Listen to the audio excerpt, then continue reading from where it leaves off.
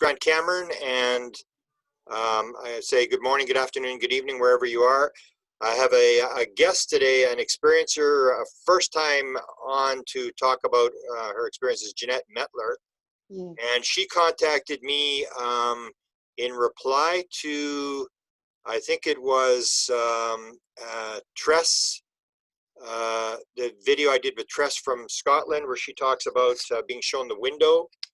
And Jenette contacted me and said that she had seen this sort of a 39% of all experiencers at some point are shown a screen, or they're shown a window, or they're shown a holographic image of things that we're doing to the earth. And sometimes it's got to do with war, sometimes it's got to do with flood, fires, environmental devastation. And so I asked her to come on and to describe what she's seen, to sort of reinforce the fact that there are a number of people seeing this, and that this could be important, especially in the time that we're going through today. So welcome, Jenette, and thank you for joining Desta and I here on Zoom. Thank you so much, Grant, for having me. I really appreciate it. So let's, I guess you would consider yourself an experiencer, correct? I am. My missing time was March 18th, 1978. Wow. So you do you journal everything? I find that with a lot of experiences that they're journaling. First, and I drew a picture of the UFO that I saw after, when I was coming out of the laundry room, and I put my fists up because I thought I was going to get attacked. I had an overwhelming feeling that I was going to be attacked, and I'm looking around, and there it was, a silver, beautiful oval-shaped UFO right above my head, treetop level. Wow. And I drew a picture of it. Have you got it there? Oh, there it is. Wow. So yes. are those lights on the bottom there? That's right, and it was shining inward inside of the bottom of the UFO. Wow. And so what did you think when you saw it? And they were white lights. Okay. They were white lights. How big would you figure the craft was? About 40 to 60 feet. So those are pretty big lights then?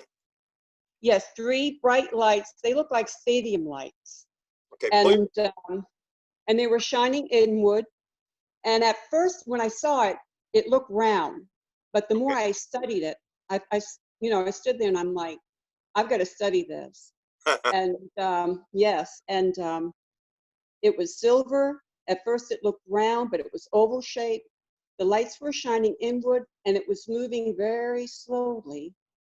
And it had no nuts, no screws, no bolts. It looked like it was molded together. It had the ventilation system, 3 of them. Like what you see here. That's those lines, yeah. Yeah, these are vents. Okay. A cylinder shape in the middle, but vents, 3 vents, and the lights between the vents. Okay. No sound at all. Wow. And, but I ran back into the apartment.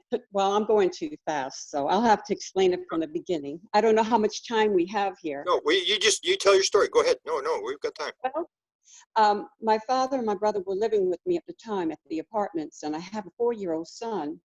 Okay. And we just got finished watching The Bionic Woman. Okay. And I told my father, I said, now I've got to go out and put my laundry in the dryer. And the Starsky and Hutch was starting to come on, and I wanted to see it. Okay. So I ran out the door, and I ran. I was jumping. I was acting like the Bionic Woman and everything. Like running. And I ran into the laundry room, took my clothes out of the washing machine, put it in the dryer, and I started walking around the folding table. And right there at the doorway were children. There were 5 of them. Wow. There were 3 in the front and 2 in the back, and they were like 3.5 to 4 feet tall. And I'm looking at them like, my first thought was children. And then as I was looking at them, their skin, they had no pigmentation on their skin. Okay. They were like an ashen white, like you'd see in a fire when you have a pit fire. Yeah. The white, they were like a whitish gray.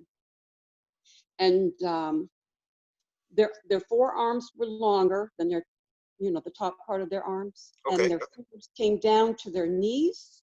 Okay. And their fingers, they had 5 digits, and they were all the same length. The thumb was as long as the forefinger. Wow.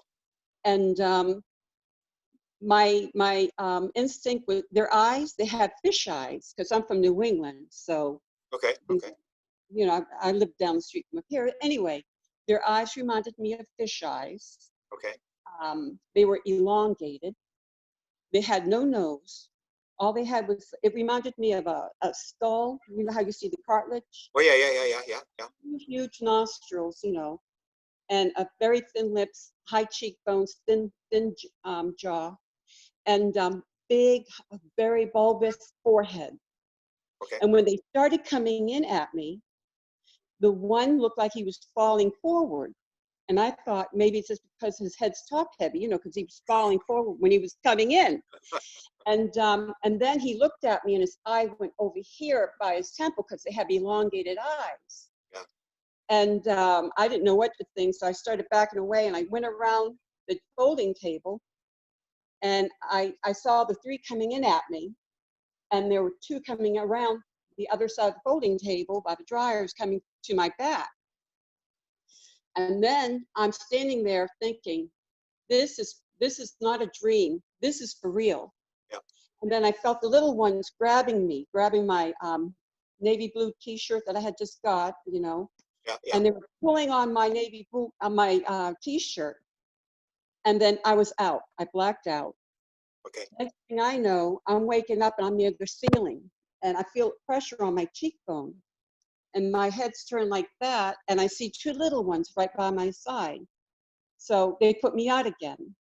Then I remember waking up on the table on the ship, and I woke up to excruciating pain in my chest. I mean, it was unbearable. Okay. And I looked down, and I saw that there was a square gray metal box on my chest. Okay. And the pain was so great, I was saying, I was saying to myself, this isn't going to work. This isn't going to work, over and over again. And I saw, I guess he was the leader. I didn't see his face, but I saw his legs and his waist and the bottom part of his shirt. He was wearing black. And he came over.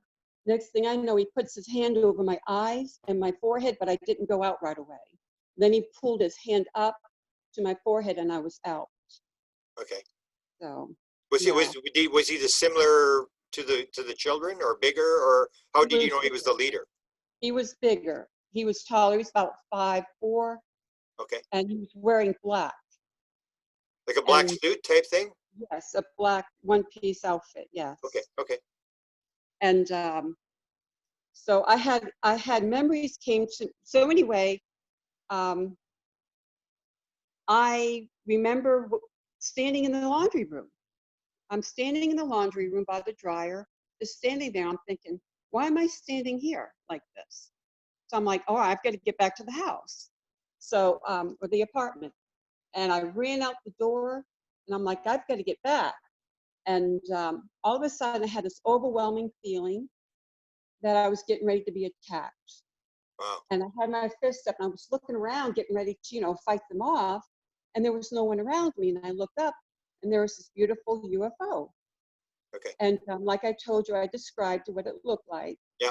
And it was hovering right above me. And I was thinking to myself how beautiful it was. Wow. What being that could put that together, create that craft? They're not monsters like people say they are.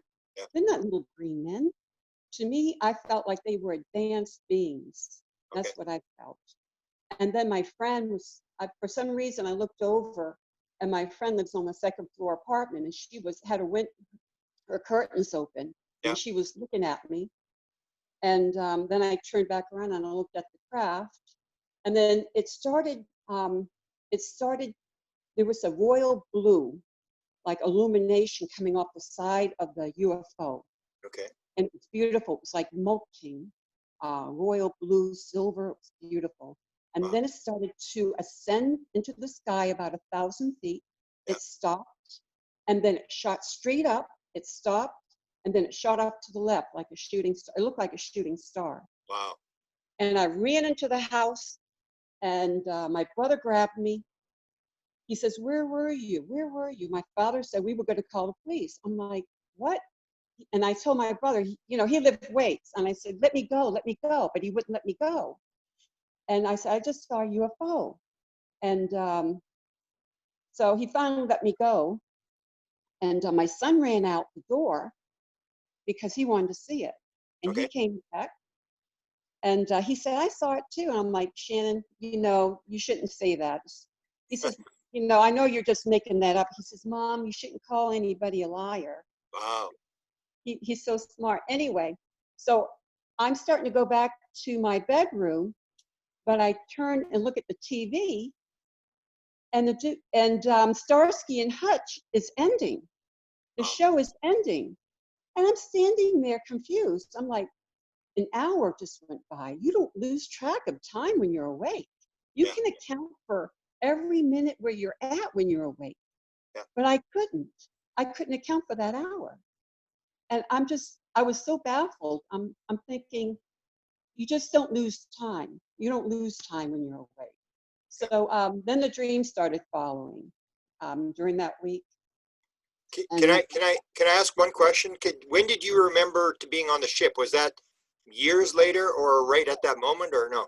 it was about less than a week later. Okay. Go ahead. I would have a dream, and I would remember parts of my event on the ship. Okay. Like I remember standing on a like a pedestal, and my guide, I always had the same guide. Okay. And I remember, I guess we were leaving the ship, and I remember him standing next to me. He's standing to my right.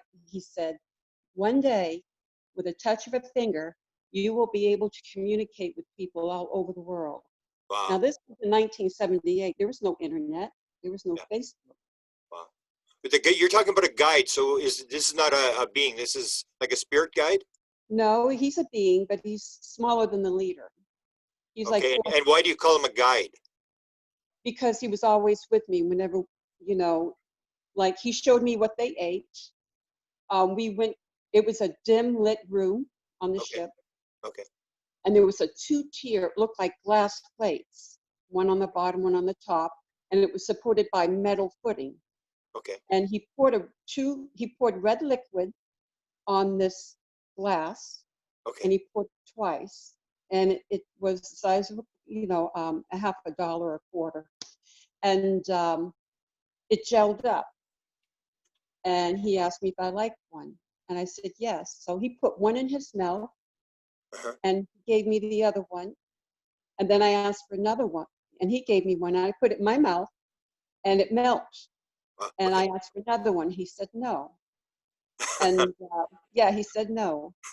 And I thought, gee, it tasted kind of bland, but I was thinking I was thinking about beef, how you cook a steak and you see, the blood flowing off the side, that's what it reminded me of. And I guess I thought it, eating steak. And he says, well, you eat it. So I asked to look at the back of his mouth. I want to see, his mouth, inside of his mouth. And he had no tongue. He had only a palate, but he had a strip. It looked like, a strip of gum, but it was horizontal. It went from one side of his throat to the other side of his throat. But you still see that he had, where you swallow, you could still see he had a throat, but there was a strip of skin going horizontal from one side to the other. Wow. So, and then there was another episode, I think it was around the same time, that I'm standing in a lit room and there's a table chest high to me. And on the screen to my left, on the wall, there was a screen showing destruction, war, mass killings, murder, people suffering. And I was so overwhelmed with fear that I turned to my guide and I looked at him with my eyes. I couldn't move my head, only my eyes. And I thought, because you don't speak, everything's telepathic, you know what you're thinking. And he knows what you're, and I'm like, you're us, but from the future. That's what I said to him. You're us, but from the future. Because how could obviously they've been monitoring what we've been doing here. Let me ask you two questions now. The screen, like now it was 1978. So how would the screen compare to technology we got today? Was it like a flat screen like we know, or a 3D Yeah, screen? just like what we have today, a flat screen. Okay, is it Yes, in 3D or just like a regular TV? Is it like, just like a regular okay, TV. okay. And you were sort of forced to watch it because you couldn't turn your head, so you were No, sort of forced to watch it, correct? Yeah, yes, yeah, that's common pattern. Yeah. yes. And until I was overwhelmed with fear, and I was so scared, and frightened. And then that's when I looked at my guide, and I said, "You are us up from the future." Wow. So And did he reply to you at all? no, he did not. Was the guy like a human type, or was he like a non-human?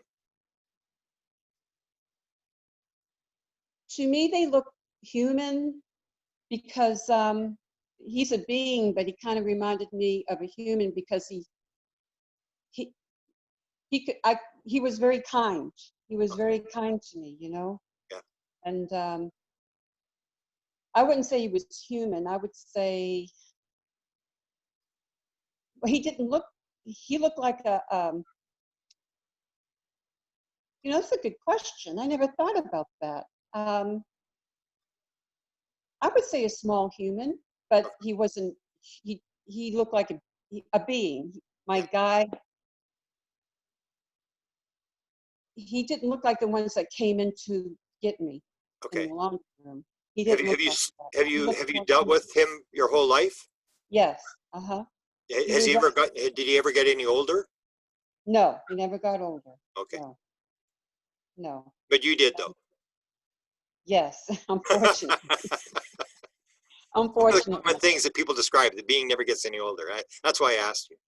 Okay, yes. Never got any older. No. And now one night, months later, my son's laying in bed with me, and I wake up because whenever they're around, you wake up automatically. Yeah. So, and that's happened to me quite a bit. One night, I woke up in the middle of the night, and I looked up, and there was a hologram of the planet Earth, Oh and yeah. it was rotating counterclockwise, and I saw the continent of India. I saw the Indian Ocean. It looked beautiful. I saw Africa, and Africa was starting to pass very slowly. Yeah. And then I saw the Atlantic. And right before we got to Florida, as I was watching this, I heard a voice, a man's voice. He was very articulate. He spoke very well, good English. He said, "We seated you here." Oh, your audio's gone for some reason. Um, You're back again. You're back. Okay, go. he said, okay. Yeah. He said, "We seated you here. Okay. We do not like what you have done to this planet.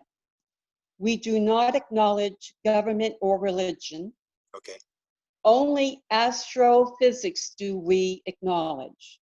Okay. Now, I was thinking quantum, but for some reason, I kept getting astro. Okay. It's like they're into astrology big time, Yeah. astro. Yeah. So, and then I'm like, took that in. I rolled over, and there he was. He was standing right by my bed. Okay. And I asked him, "Where are you from?" And he said, "Zeta Reticuli." Wow. And he showed me a map. It was a box within a box, and there were points of travel. And then he started explaining that he's a dimensional traveler, but I'm not sure. I don't remember if he said he was a dimensional time traveler, but he did mention dimensional. And he did mention the number, like the fifth dimension or the seventh dimension, but I don't remember the Okay. number. Yeah, I remember you telling me that. Yeah. Yeah. Wow. So, and then I went to sleep. He was gone. The next day, I got up, I got dressed, I was combing my hair. I noticed this piece of metal on my dresser, Okay. and I was curious about it. And my son Shannon came walking in. I asked him, "Is this yours?" He said, "No." And I picked it up and I looked at it, and it was four-sided. The edges were smooth. The ends were like smooth, like a how would you say it? A little lump on the ends, but it was smoothed out. And on one side it said man, capital letters. Yeah. M-A-N. And Yeah. yes, it was medium gray, but the inscription was silver. Okay. And on the other side were 2 large circles, Yeah. followed by 5 small circles. Wow. And I thought to myself, well, I'll just throw it away. And there was a man's voice in my head, a voice talking to me that was not my own, Yeah. saying, keep it. I'm Okay. like, thinking to myself, where's that coming from? Keep it. Yeah. I'm like, no, I'm going to keep it. And then I said to myself, I'll make a necklace out of it, because I used to make necklaces. And Okay. he said, no, you won't. That's what he said. No, you won't. And I said, yes, I will. He said, no, you won't. And then I said to myself, I'll put it in my jewelry box. And I kept it for 37 years. And every so often I threw it away, but I would take it back out of the trash and wash it. It felt like rose petal when I washed it. It was Felt very like what? smooth. Rose petals. Silk. Oh, okay. It was Wow. very it had that silky feeling to it, you know. Can you show me with your fingers how big it was? No, oh yes, a little bit bigger than my fingernail on my fingertip. Let me see. Hold it up so we can see here. Yeah, let me see here. It was about, I don't know if you can see it, but it was probably,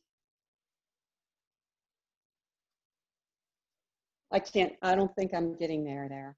So it'd be the size of your thumb, you're saying? Oh, my Oh, okay, fingernail. okay, I can see, my yeah, I little can see now, yeah. finger, Yeah, my yeah, fingernail, about the same width and a little bit longer, okay, just a tad longer. And okay. I kept it in my jewelry box. Did you ever have any idea what it was about? Did I you ask? think it was, I was told, now I remember another event. Okay, yeah, you mentioned it, yeah. Yeah, there were 17 of us. Okay, I have a lot of events that I remember. And there was a line of 3 or 4 of us, and then another line, and another line. And we were in a circular room, and there was a console in the middle. And the leader came, and he was wearing black. For some reason, I can't remember seeing his face. okay, And he had this medal. He said, who would like to have this medal? By having this medal, you will not have any more experiments done on you. okay, You will be told of future events. And if anything were to happen to this planet, we will come and get you. So of course, everybody wanted one, everyone, you know. So I didn't get one that night. I noticed that there were some people that got one, but I didn't get one. And my guide came up to me and he said, you and this man, you both will have yours the longest. okay. But the man in front of me had his the longest, and for some reason, I knew that he would have it in his toolbox for some reason. I don't know if the guide was thinking it, but he had his longer than me, and he had his in the toolbox. Now that's something I felt from my guide. He didn't come out and say that, but he did say that me and him would have ours the longest. So, and he seemed very happy about that. So I think it was a tracking device, but I've also had implants too. Okay, One time, can I ask one question before? Were the pieces that he was handing out similar to yours, the same size and shape? yes, it was the same thing. Yes. Okay, okay. It's Now a you're talking about rectangle implants, so piece. go ahead there. Yes, a small rectangle piece of metal. Yeah. And I remember one time I was sitting on the sofa, my father's sitting next to me, and I hear this buzzing sound, and I'm like, Dad, do you see a mosquito around my ear? He said, no. So I started feeling the back, feeling my head, and I Yeah. felt the back of my neck, and I had this huge lump, where your spine and your neck bend? Yeah, yeah. I had this huge lump on the back of my neck. And then my son Shannon came walking in, and my nose started to bleed. Yeah. While I was feeling that, my nose started bleeding. And then when he walked in, his nose started bleeding. Our noses were bleeding at the same time. And I do remember them having my son, because I'm laying on the table in the dark. It was very dimly lit, hardly lit at all. Yeah. I'm laying on the table. My son's across from me, like 15 feet away, and there's little ones working around the table, and my son's looking at me crying. And then the leader's coming up from behind me, and then I blacked out. I don't remember anything anymore. And my son, we talk about it. He doesn't acknowledge it. He's 46 now. Yeah. And I know they've taken him. He says the closest that he can come to that is that there was a dog, like a German Shepherd, looking at him, and that they had tools, that this German Shepherd had tools, you know. And I remember he had a ball. I came home from work one day, and there was a light gray ball. Yeah. And you know that ball followed him around? It followed him, and it even followed me. I don't know what made it do that, but it would follow us, you know, followed him. And he said, Mom, it was like when he was 4, he would say, it's like Children of the Corn. Even when he got older, it's like the kids reminded him, I guess he was on the ship too, and there was kids around him. Okay. And he said it felt like he was in that movie, Children of the Corn, when he got older, you know. Wow. But my friend at the time, my boyfriend, he had a friend and his wife come over, and he saw the ball was following my son, and he wanted it. And since my son was afraid of it, I didn't think to keep it, and I should have, but I gave it to him. Wow. So, but yeah, that was different. Yeah. A lot of things like that, confusing, you know. So your son really is not that interested or acknowledges what's going on. Do you think he's yeah, covering the thing, or do you think maybe he's not awake yet? probably not, but I know that it's happened to him, you know. Yeah. Even my kids, when I lived on the Air Force Base, things would happen. Like, especially in March and November, they would be up. It was a duplex, and my neighbor was Ann. We shared the same duplex on base. Okay. And they would be upstairs. So when they would come in March or November, I would hear them upstairs, moving boxes around, walking into the ladder, you know, the springs. And I knew that they were there, you know. And I was going to say something to my neighbor, but finally she asked me one day, what are you doing upstairs at 3 o'clock in the morning, Jenette? And I'm like, that's not me. I thought that was you. No, that's not me either.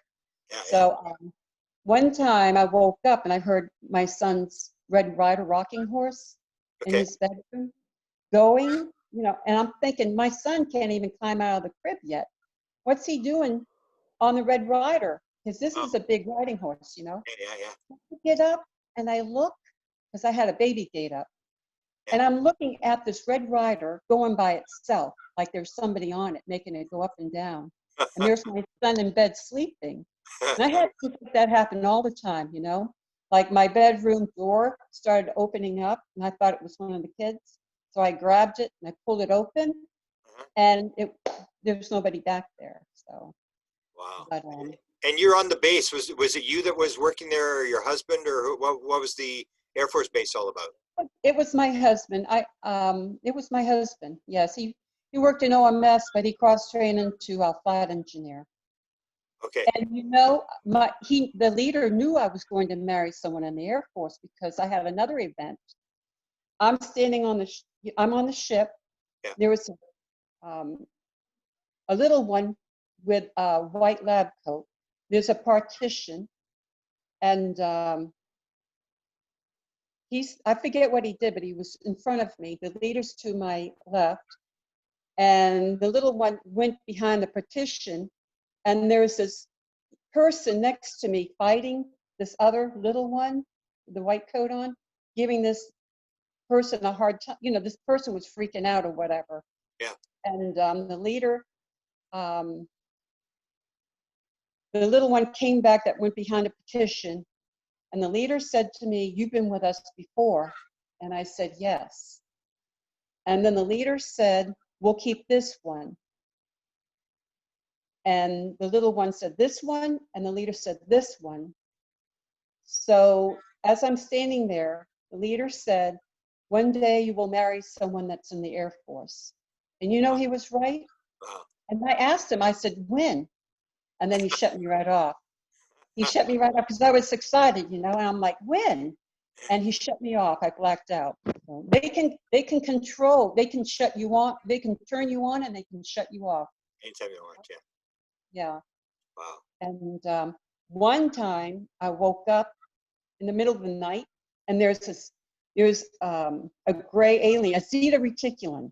Okay. I saw his face, and he was wearing a black. I think that was the leader. I finally saw his face this time, and he's standing at the foot of my bed, and he looked like he was mad at me. He was mad, and he said, "Where's the baby?" And I said, "The doctor took it. I had an abortion. Okay. I was a few months pregnant." Oh, okay, okay, okay. Yes, and he said, "Where's the baby?" I said, "The doctor took it." Oh, wow. And then I remember sitting on the side of the bed, the little one's taking my PJs off. I had shorts and a top. Yeah. And then I walked over, I'm standing right next to him, and I could see the back of his head, and I could see his eye, his elongated eye, and we're standing there. And then that was the same time frame as when I was on the table. I remember having a dream the following few days later. Well, I had a cut on my hip. So anyway, I wake up in the morning, my PJs are inside out, and I'm confused about that. Yeah. So I get ready for work. I get my, my blue jeans on, and notice that I have a crescent-shaped incision on my hip, Okay. my inside of my inner hip. Yeah. And I'm thinking, where did this come from? Did I catch it with a zipper when I was zipping my pants up? I'm like, no, I couldn't have, because it's on my hip area. Yeah, yeah. So, and then the dream came to me. Wait a minute, I dreamt that I was on a table last night, and there was a taller, he was like a whiter color, alien, more human-like, and he had a white coat on, a white lab coat.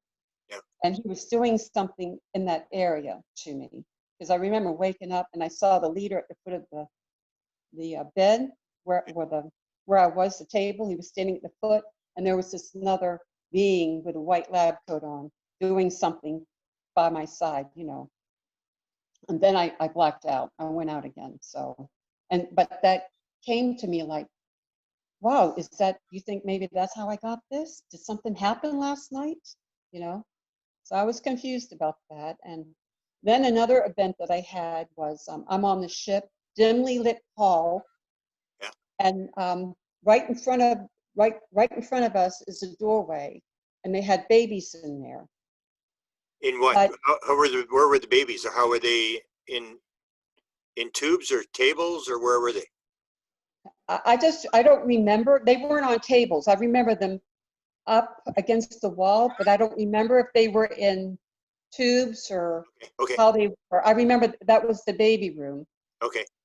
And right before you get to the baby room, there was another doorway and a room. And right to the right, that room, there was a huge screen on the wall, and it was a planet.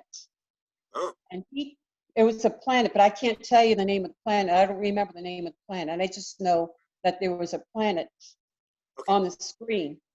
And my impression of that, from what the guy told me, they're taking the best of our DNA and their DNA and putting them together so that they can put these beings on by colonizing new planets. Wow. Okay. Because there might be something on that planet that might hurt us but won't hurt them, or vice versa. That we'll be able to survive that environment wherever that is. So that was my impression of why they have hybrids. And so you had the one where it seems like it was gone when they came to get it. Do you think you have other children? Did they sort of indicate to you that you're part of this program? Yes, I feel like I might have more than one. I had another dream. Now I've seen like a few beings now. I've seen a couple of them. I saw this little hybrid girl. She must have been about 3 or 4. And she had a face of an alien, same coloring, but she had curly blonde hair and beautiful blue eyes. And she just came up to me, and I was in the dark hall, dimly lit hall. I think I was on a ship. And this little girl comes around the corner, happy as can be. And I'm like in shock. And then I'm like being nice to her, seeing how beautiful her eyes were. Yeah. Then she turns around and goes away. But, I know I have at least one, I'm sure that incision. Yeah. Um, Would that be you have blue eyes and blonde hair? Would that be where you got the idea that might be yours? I don't know. I never put that together. I Yeah. never put that together. So Sometimes they talk about bonding, that they bring the child to you to bond. That would be the experience you're talking about there, where the child comes to you. twice, yeah, probably, but she didn't stay around long. And then there was a baby that they put on my lap, and it freaked me out because it didn't look human. Yeah. It was all gray, and I started screaming, Uh-huh. and I didn't want anything to do with it. Yeah. So, yeah. And then they just took it back? Yes, Yeah. Okay. yeah, Wow. but yeah. So But I've had so many things happen on base, like I, a woman's mother's intuition. I'm standing. This must have happened in '91 or '92, and I'm doing the dishes during the middle of the daytime, and I had this overwhelming feeling that my kids were in trouble. My okay. daughter April and my son Mark were outside playing basketball. My son was 5 at the time. My Yeah. daughter's older, and they're playing with the neighborhood kids on base. And I had this overwhelming feeling that my kids were in trouble. Okay. Well, I started going out the door, and my daughter comes running in saying, "Mom, I see a UFO out here. I see a UFO." And I run out, and I look into the sky. The clouds were very gray, cloudy sky over the flight line, and I see a golden streak going right into the clouds, like Wow. the tail end. Yeah. And it was a golden streak going right into the gray clouds. And I saw 2 F-16s coming right over my house, and it banked right in front of me. I guess it was going after it. Wow. Then my son, my daughter described it as a diamond shape with a wheel going around it. And my son said, "Mom, it was like the sun was right over me, and I was afraid, but I didn't have to blink." You know how when you look at the Oh sun, yeah. Yeah. Yeah. you have, it hurts your eyes. He said it didn't hurt his eyes, but he was scared. And it was a golden streak, that what I saw, and then he referred it as the sun. So Are you able to say what base you were on? yes, the Charleston Air Force Base. Okay. Was there Yeah. anybody else on the base that was having experiences, or just you? Just me and my kids, but they don't acknowledge, they won't, Yeah. Yeah. Yeah. I they don't understand. acknowledge it, I understand that. They think I'm crazy. Well, but And that's that I always tell people, they mention that about the family, and I say, get used to it. That is the pattern. It's absolutely the pattern. It's all yeah, very rare that you're going to have a family where everybody's seeing it and acknowledging it. It's very rare. yes, and that's why I never told them about the medal, because Yeah. they wouldn't believe me anyway, you Yeah. know. And With the I medal, remember, they said you would have a vision of the future. Did you have any? Did that come to be? no, I've always had this since I was a little girl, a premonition of a fire. We lived in Boston. I was born in Boston, and lived with my grandmother at the time Okay. on the 2nd floor. It's a big, brick building, and gas, fire escape in the back. And there was a storage building, and then there was this little brown house on the other side of the storage building. And I was about 6. And my uncle, we call him Uncle Jingle because he kept change in his pocket. But he came over with his kids, and he's sitting in the parlor, and I'm in the kitchen, and I'm looking out the back door window, and the door felt hot to me. It felt like it was very hot. So I went into I'll call it the living room.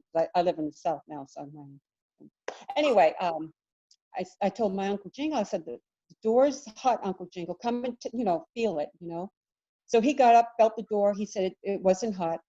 He went back into the living room. I go back. I'm curious at this time. The doorknob was hot, burning hot. I went back and got him again. He came and checked it. He said it wasn't. And I could tell he was a little upset, like I'm a storyteller. So he goes back and sits down, and by this time I'm staying by the door, and I'm looking out, and I see that the storage building's on fire. It's blazing. It's on fire. So I run in there and get him. I go in there and I say, Uncle Jingle, the door's hot. The storage building's on fire. You have to come. You have to come. He says to me, Jenette, have you ever heard that story of the boy who cried wolf? Wow. And I'm like, no. But he did get up and check, and he yelled. He says, we got to get out of here. You know, he saw the fire, and we all ran out because my grandmother had gas, you know, Yeah. and oil. Yeah. And we went down the stairs and went into the Blair shopping parking lot, and I'm holding my mother's hand, and she asked me, how did you know? And I said, I don't know. And the fire department was there and it put it out. But I didn't know until years later that, a year later, I didn't tell my grandmother or my mother this because as a child, you know, you don't mention it, but this woman was in the kitchen right by the lamp on the wall, and all I saw was her face, and there were clouds around her face. And she looked very nice, very happy, you know, just a vision that I had. And she said, go get your uncle, he'll believe you. Go get him, because I wasn't going to get him. Okay. So I never mentioned it to anyone until one night I was looking at my grandmother's photograph book, and I saw the same lady that I saw in the kitchen with the clouds around her face telling me to get my uncle. And I'm like, Nanny, who's this lady? And she comes in, and I'm pointing to this woman in the picture. Oh, that's your grandma Macaulay. She died 2 years before you were born. Okay. I'm like, that's the lady that told me about the fire. Wow. And then she calls my mother. My mother comes in, and I explained, you know. So, and she lived in that little brown house on the other side of the storage building with a couple of ladies there. So, wow. You know. So when I was a little girl, I used to have feelings like that in my bedroom, like I'd go into the living room, and one day I went in there, and I used to watch the Mickey Mouse Club. I was Annette Funicello. Okay, yeah. I had this overwhelming fear that I was in the that I was not alone in the living room, that there was somebody in there with me. Okay. So I said to myself as a child, I know, I'll be friends with it, you know, I'll make it like me because I'll be friends with it. And I started dancing and singing to my invisible friends. My mother comes in and asks me, what are you doing? I'm like singing for my friends. She says, stop that, you know. So, yeah, so I've always had that feeling since I was a child. Wow. Did And you I have even any? had, Go ahead. go No, ahead. go ahead. When I was a little girl, though, I can tell you this. Okay. Me and my brother shared the same room. We had a big bay window. Yeah. And I would tell my mother about this bright light in the window, but she didn't believe me. Okay. She said, oh, that's just the driveway. But there was no driveway there. I found that out years later. Yeah. But I remember sitting at the side of my bed, and there was a being in my room. And he would sit next to me, and he had a wand on my forehead, pressing against my forehead with the wand. And I would remember this man standing in the room just staring at me. And I started emulating it. Like during the day, I would stand still and point and not say anything. I used to like act it out, I guess. Yeah. And I always told my mother that the light, you know, there was a bright light. So she always did that. She always brushed me off like that anyway. Yeah. But make a long story short, there was no driveway there. Yeah. The driveway was the next house over. Yeah. But this light looked like it was coming into the room. So, yeah. I had a lot of experiences like that. Yeah, you do. Any orbs or poltergeist type experiences in the house? Yeah. Yes, in Norfolk, Virginia, I lived in a haunted house for 4 years. Tidewater, Virginia. He used to come in my room. He would drag one foot. He would walk on one foot, sound like a boot, and drag the other foot. And he'd always come up to the side of my bed and push on the mattress. And it seemed like that happened every night. And we lived in Tidewater and moved there when I was 12. And it didn't happen right away. It took a while before this ghost. It was a male ghost. It was a fisherman because I saw him one night. He Okay. had a yellow raincoat on and a yellow rain hat. Okay. And I saw him at the foot of my bed, and he had a gray beard, and he had a lantern up by his face. And he Okay. was looking at me like I didn't belong there. And I got a lock, and I put this, the hook lock, Oh, yeah. and I locked my door at night. And my mother told me, don't do that. There's a fire. I'll never, we won't be able to get you out. So this would happen at least 4 times a week. Wow. And I would pray myself to sleep. Well, one summer I went to Boston for the summer to visit my father and my aunt. And I didn't want to go back because I knew he would be there waiting for me. Yeah. I had to go back. I had to go to school. So I go back. My bed, I had moved it so that when you see the bedroom door open up, I would see who's behind it. Okay. And plus, my mother kept the bathroom light on because the staircase is there, and I'm the oldest of 8, so there were little ones that Yeah. needed to have the light on if they had to go to the bathroom. Yeah. So I'm laying there, and I'm a light sleeper anyway. And I wake up, and I see the door open, and it opens more and more, and I'm watching it, and it opens all the way up, all the way. And I sit up in bed. I didn't see anybody opening that door. It was just opening it by itself. And I sat up in bed and I screamed. And I ran down the stairs and I ran into my mother's bed. And I heard him stomp on the metal grate that, the heat goes up to the second floor. It's a metal grate where the heat can go up.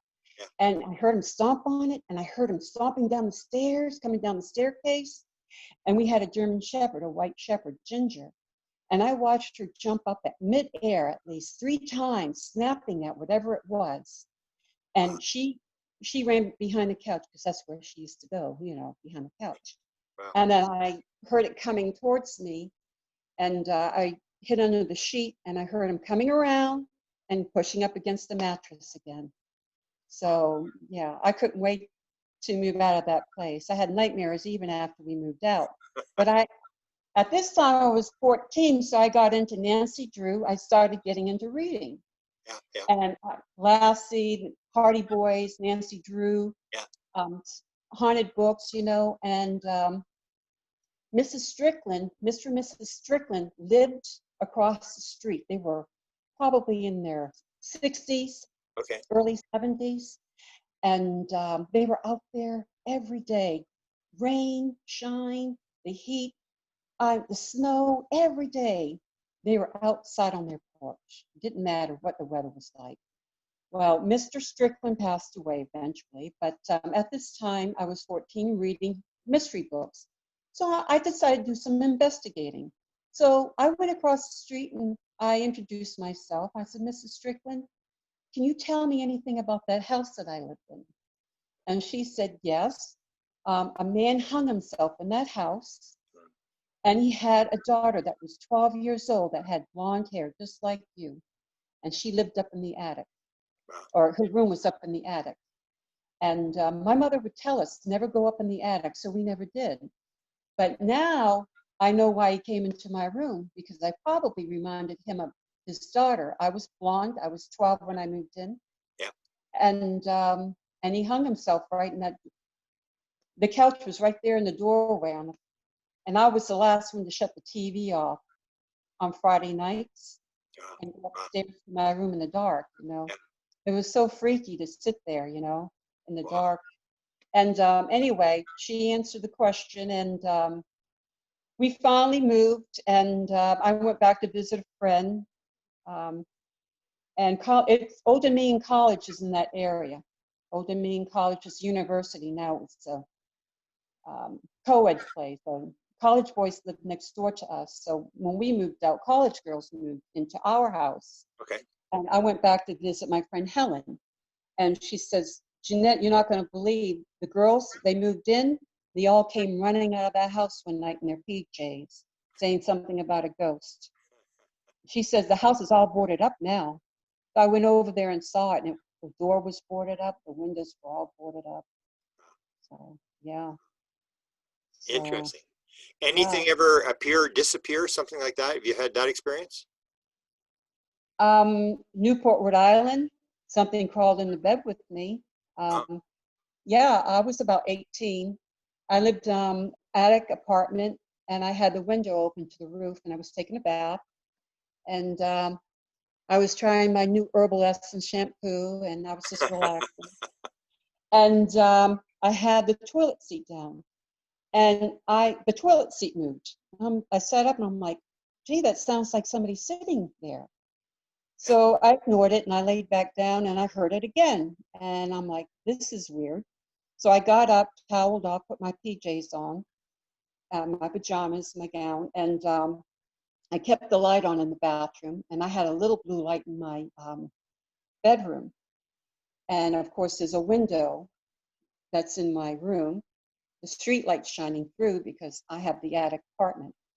And I'm laying down on my right side, and I felt a heavy weight at the foot of my bed. Felt like a body coming into the bed. Okay. And it moved up a little bit, and then he had his hand on my ankle, and he moved his hand all the way up to my legs, all the way up the side of my hip, all the way up to my shoulder, and then he started blowing in my ear. Wow. And I sat up and I started praying. I started praying, and I looked on the wall, and the light from the street light was shining through, and I could see a shadow on the wall, and it looked like a little human, like a, not a skeleton, but it was a very skinny human. It had a skull. It had bat wings. It had bat wings, and it was the bat wings were like torn. And I'm looking, and it was small. It wasn't that big.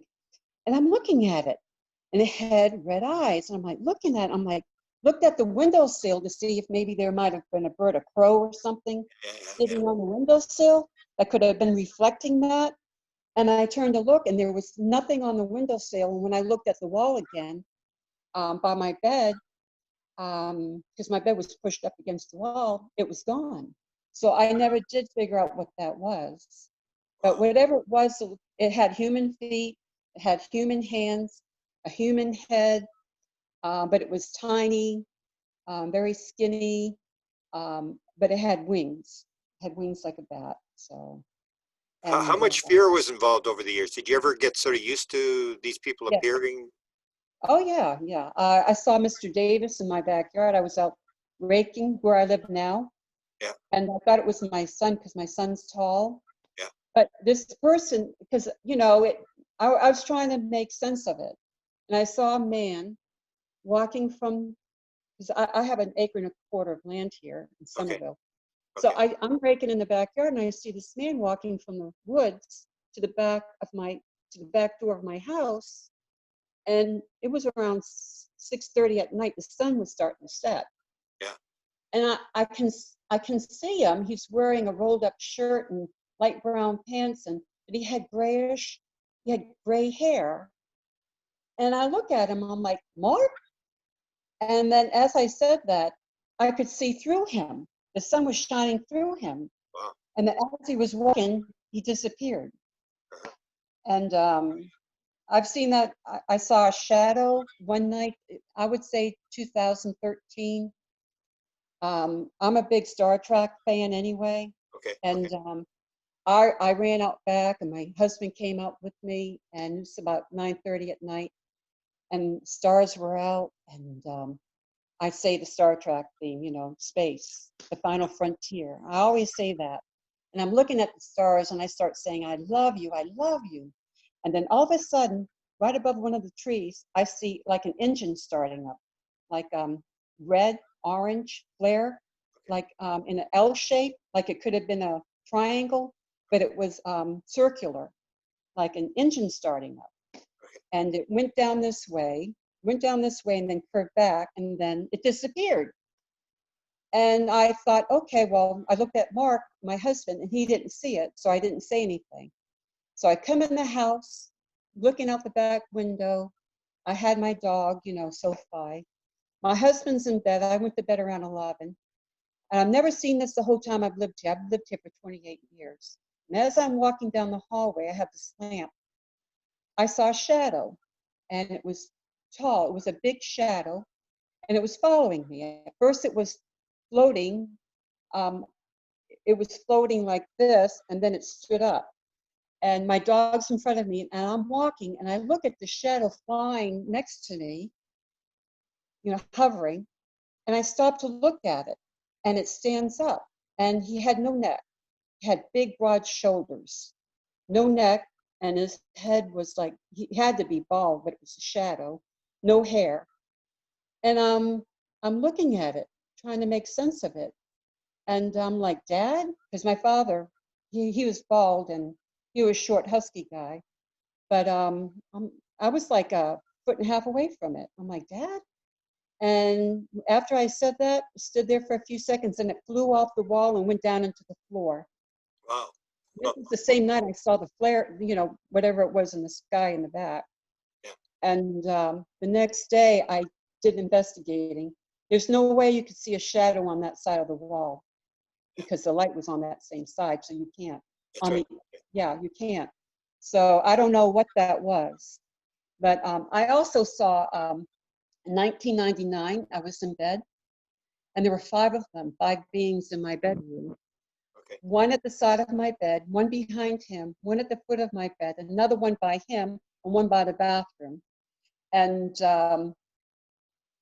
I wake up and I see him standing by my bed, and I sit up and I look at my daughter's room. I said, "Don't scare my children." And then that the next day later, I remember it looked like the inside of a airport. It looked like I was inside of an airport, and he's standing in front of me, this being standing in front of me, and I can hear a conversation going over here. But I checked him out, high cheekbones, a long, narrow nose, long chin, thin lips, almond-shaped eyes, and his eyes, the inside of his eyes looked like cat eyes, like not the diamond, but the round, Yeah. like cat eyes. And he had a low brow, and he had an egg-shaped head, and he was like, of course, very pale white. Yeah. And he was about 5'4", very slim. And he wore, looked like a fire retardant one-piece suit with a belt. Yeah. And there were about 5 of them in my room. But and I remember that being in an airport type situation, there were people walking back and forth, not very crowded, but there were movement in there. Yeah. So yeah. How many different types of beings over the years do you think, like different species, would you have dealt with, you think? Well, 1, 2, Zeta Reticuli, the beings that look more human, Okay. they look like Zeta Reticuli. And believe it or not, Germans, I had a couple of dreams that I was on a ship, and there was my last name's Metler, Okay. so my husband's German descent. And there were 2 blonde men, one was taller, and this is a far out dream. I don't know if it was a dream or not, but the shorter one came and asked me my name, and I told him. And he left, and he came back with a taller blonde. They were wearing black outfit, turtleneck black outfit. Okay. And they had blue eyes, blonde hair. And the shorter one said, "Tell him your name," and I did. And then I remember walking to a podium, and the taller blonde's at the podium in the front of me to the right, and the shorter blonde was to the right of him, but he would leave so often. And there was a big screen we could see out of the craft, and we saw Belgium. We were over Europe, and we were close. And I got the impression if they were to make contact, they would make contact where there are most lights in the world. And that would be in Belgium, in that area. Okay. I got Belgium. And I was telling my son-in-law, he's from Denmark, about this. Yeah. And he doesn't believe it. He said, Jenette, Belgium does have the most lights around the world. Wow. You know, so and then this short blonde guy saying, marry me, you know, kept saying that. And I remember being up there twice, and there was another girl, a human like me up there. Yeah. But I remember being on that ship twice. Wow. So that's what I remember about that. But they were German, you know. Wow. So that's 4 And different types? German, the taller human-looking one, Zeta Reticuli, and then the shorter ones. Yeah. The shorter ones, I saw that little girl with the blonde hair and the blue eyes. Oh yeah, the hybrid, yeah. Yeah, yeah, they were shorter than, yeah, they were different. And Does it yeah, still go on today? Because you wouldn't be part of the hybrid program anymore. Are they still, have you still got contact and interaction with them? no, I didn't. No, I haven't, not in a while. Yeah. The last time was 2013. Yeah, Okay. yeah. Okay. I had another event happen. I'm standing in a dimly lit room, Okay. and there's a screen, and there's the planet Earth, Yeah. and this I won't call him my guide because he wasn't my guide. It was another alien, like the leader type, but Yeah. he wasn't the leader. He came in. He said, "We want to do something with your eye. We could tell where your people originated from," and I agreed. And he did something with my right eye, and then he came back and he said Nordic. That's what he told me, Nordic. Obviously, my people are Nordic. So, Yeah. and then another time I remember two little ones with white lab coats taking me to a dimly lit room, and there was a silver table, and it looked like a dentist instruments Okay, yeah, yeah. on the table. And they told me in case the implant comes out of my nose, they'll be able to find me when they put something in me or give me something.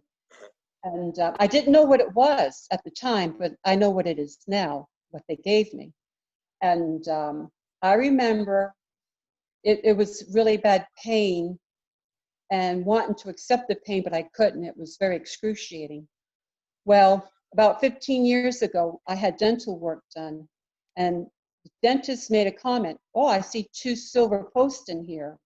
I guess this is a new way of the dentist, you know, giving you a filling or whatever." Well, I didn't think too much about it, but I had a tooth removed, and the dentist that removed it chipped my second molar to the back over here. Okay. And I let it go after time. I didn't get it taken care of right away. And I ate a corn chip, and I noticed I bit down on something, and there was this yellow piece of plastic. So I didn't think nothing of it. So 30 minutes later, I feel the bottom of my mouth, and there's metal in my mouth, screws. So I take them out, and there are two little tiny pieces of screw, like tiny. Yeah, yeah. I wonder where this came from. And you know, I thought about keeping it, but I guess I just didn't. It's like I don't want to acknowledge that it really happened, so I threw it away. This is 6 months ago, and Wow. it felt heavy when it looked light, but when I threw it in the trash, it felt like it was heavy. Wow. It hit pretty hard, but yeah, yeah. So I think those were implants. Yeah. I think those were implants. Wow. Uh, Couple more questions. Did they ever let you touch anything on the ship or do anything on the ship, or were you always just part of an experiment? I want to say part of an experiment, but there was a little black cube, but it was matted black. The color was matted black. And my guide was telling me that they could put your disease in there. They'll take a disease away from you and put it in that little black cube. Wow. And he showed me this little black cube, and he showed me how he opened it. And you very gently touched the sides of it, and it opened for him. Well, I remember me trying to open it. He let me try it, but I couldn't open it, and I started getting frustrated. And he looked scared. He looked like, you know, I frightened him, you know, like, because, you know, I was getting upset I couldn't open it like he could. And he looked like he was worried. So he finally opened it back for me. And then, you know, the next morning after that episode, I remember because that little black cube was on my dresser. Because I asked my daughter, April, is this yours? And she said, no, Mom. And I'm looking at it, and then I remember the dream that I had. So he let me have that, but I threw that away. Oh my goodness. I threw that away. And I also threw away, my guide let me have different lengths of metal bars. They were as wide as spaghetti, spaghetti, but Yeah. different lengths. And I'm not sure if that was their money system, but they were a metal gray. Wow. And I remember having a dream of having a few of them on the ship. And then the next day I would see it on the coffee table. I'm like thinking, what is this? And not putting two and two together. I just threw them away. I Wow. didn't keep it. So, I mean, the evidence was there. Yeah. Now, my navy blue shirt, I was a single mom only making $70 a week. So I had to save money to get myself a shirt or whatever. And because I was divorced at the time. And, I thought I had pink stains. They were like a flat pink, like grabbing fingertips on my shirt. Okay. And I'm like, oh, my shirt's all stained up, but I don't have bleach. How did I get bleach on my shirt? So I'm starting to throw it away, and something in my head tells me, keep it, put it in your closet. And I'm like, why would I put it in my closet? It's ruined. It's got bleach on it. So I threw it away. And then I noticed that when I lived on the Air Force Base, I had a two-piece shorts and a top, and it was a beige. And I remember getting ready to wash it, and I saw pink stains on them, a flat pink stains on my beige pajamas. I couldn't figure out where the stains came from. Yeah. Yeah. So yeah, I've had more events too that happened. So there's so many of them I have to remember. I Wow. should have written this all down, but Well, you have to write it down. We'll do another one once you, because you have an incredible number of stories, and you seem to have journaled all this stuff. You seem to know the dates and stuff. It's very significant. Can I ask you a final question? What do you make of all this? If you were to talk to other people, because a lot of people are like you, they've never told your story. What would you say to them about your lifetime experiences as to whether they should be afraid, what's going on? What do you think? Should they talk about it or this is what I feel. I feel that they're advanced beings wanting to help us, wanting to help us save the planet, not pollute it, yeah. and saving this planet because we have nowhere to go. This is a water planet. We have nowhere else to go, and we need to save our environment to save ourselves. And I never saw them as hostile. I saw them as very friendly and caring. They're very caring, and they just want us to care enough to care about ourselves. And oh yes, and I will tell you this: it's very important. I was told not to tell you. I was told a long time ago not to say where this happened, but me and my guide were in a dark room, and there was uh, uh, there was a computer. The computer was up. The computer was upright where you could see it, and then the keyboard was on the desk, and there okay, was somebody behind the desk using it. But this person didn't even know that me and my guide were standing next to him. okay, And my guide said, the crop circles, the signs are us. That's our way of saying greetings, that we are here. This is their way of saying that they are here. They're wow, trying to let us know that they are here with the signs. And the more intricate the signs, the symbols, the more believing that man couldn't have done that they did this. yeah. So, yeah. Fascinating. What was the computer? Was that before the computer age when you saw Yeah. this? Yes, I saw a lot of them. I saw like an L shape, like a backward L. There was sitting on the desk and then going up this way. There must have been about 12 of them. Wow. And yeah, we were standing next to this person. I don't know if we were above or if we were on the ground or above. I got the feeling that we were above. So, because, I was looking into the computer and you see my guy said, this is our way of saying that hello and that you are not alone. We are here with you. So, Yeah.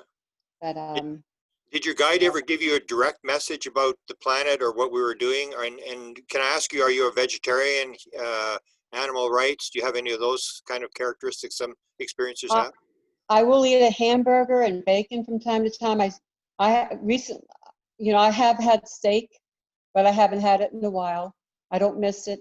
But I am a big animal activist. I sign petitions, especially the dog meat and cat meat trade in Asia.